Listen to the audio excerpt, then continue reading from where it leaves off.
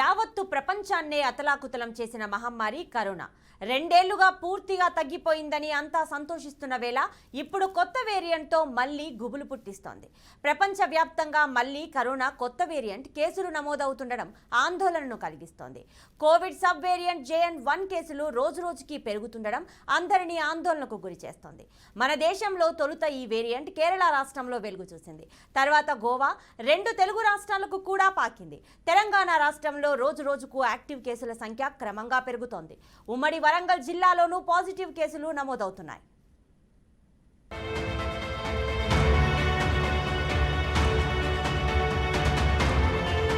వింత వింత రోగాలతో ప్రజలు ఇబ్బందులు పడుతున్న మాట నిజమే. 3 సంవత్సరాల క్రితం కరోనా మహమ్మారి రావడం వల్ల అనేక మంది ప్రాణాలు కోల్పోయారు. మళ్లీ కొత్తగా వారం రోజుల నుంచి కరోనా వ్యాప్తి చెందిందని వైద్యులు చెప్తున్నారు. వరంగల్ MGMలోనూ 2 కోవిడ్ చికిత్స పొందుతున్నారు. ప్రజలు అప్రమత్తమై మాస్క్ ధరించి శానిటైజర్ ఉపయోగించాలని వైద్య నిపుణులు సూచిస్తున్నారు. మనం ఇదివరకు ఒక 1000 పేషెంట్లకు కూడా మనం ఇక్కడ సైమల్టేనియస్గా ట్రీట్మెంట్ ఇవ్వగలిగే మనకు కెపాసిటీ ఉంది. సో డాక్టర్లందరినీ అప్రమత్తం చేయడం జరిగింది, నర్సింగ్ స్టాఫ్ని అందరినీ అప్రమత్తం చేయడం జరిగింది, ల్యాబ్ టెక్నీషియన్స్ని, ల్యాబ్ పర్సనల్ మైక్రోబయాలజిస్ట్ని అందరినీ అప్రమత్తం చేయడం జరిగింది. మా స్టోర్స్ నుంచి కూడా ఇప్పుడు N95 మాస్క్స్, తర్వాత ఈ PPE కిట్లు, శానిటైజర్సు, అజిత్రోమైసిన్, తర్వాత డాక్సీసైక్లిన్, తర్వాత ఇంకా ఇట్లాంటి ఇతర డ్రగ్స్ ఏం అవసరం ఉంటాయో అవన్నీ కూడా వాటి స్టాక్ లిస్ట్ ఇప్పుడే ప్రిపేర్ చేసి పంపించడం జరుగుతున్నది. మరోవైపు వరంగల్లోనూ కరోనా కేసులు బాగా పెరుగుతున్నాయని ప్రజలు భయభ్రాంతులకు గురవుతున్నారు. వరంగల్లో 2 లేదా 3 కేసులు మాత్రమే ఉన్నాయని, ప్రజలెవరూ భయపడొద్దని వైద్యాధికారులు చెప్తున్నారు. తెలంగాణ ప్రభుత్వంలో హెల్త్ మినిస్టర్ దామోదర్ రాజనరసింహ అన్ని ప్రభుత్వ హాస్పిటల్స్లో కరోనా చికిత్స కోసం ఏర్పాట్లు చేశారు. ప్రజలు భయాందోళనకు గురికాకుండా తగు జాగ్రత్తలు తీసుకోవాలని మంత్రి సూచించారు. తెలంగాణ రాష్ట్ర ప్రభుత్వం హెల్త్ మినిస్టర్ గారు దామోదర్ రాజనరసింహ గారు అన్ని హాస్పిటళ్లలో డాక్టర్లు, స్టాఫ్ సదుపాయాలన్నీ కూడా ఏర్పాటు చేయడం జరిగింది.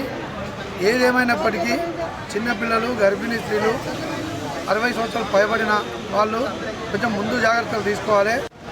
తెలంగాణ ప్రజలకు నేను విజ్ఞప్తి చేసేది ఏంటంటే, ఇప్పుడు కరోనా కేసు దేశంలో బాగా వస్తుందని అందరూ భయపడతారు, కానీ మన వరంగల్లో GWMCలో మాత్రం 2 కేసు కాబట్టి దయచేసి భయపడాల్సింది అవసరం లేదు.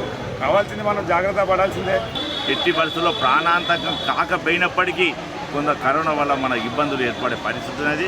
ఒకరి వల్ల ఒకరికి వచ్చే అంటువ్యాధి వల్ల గుంపులుగా ఉండకుండా తప్పనిసరిగా ఇవాళ ప్రభుత్వం, డాక్టర్లు చెప్పిన విధంగా ఇవాళ నియమ నిబంధనలు పాటించాలి.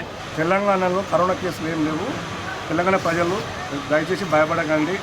దయచేసి నీట్గా మెయింటెనెన్స్, భోజనం చేసే ముందు చేతులు మొత్తం క్లీన్ చేసుకొని ఇంటి కూడా శుభ్రంగా చేసుకొని, మీడియాలలో ప్రతి ఒక్క ఛానళ్ళలో చూస్తున్నాం. మనకైతే తెలంగాణ ఛానల్లో ఏం లేవు. ఇక్కడ ప్రస్తుతానికి అయితే 2 కేసులే ఉన్నాయి. దయచేసి నీట్ మెయింటైన్ చేయమని చెప్పి నేను కోరుతున్నాం.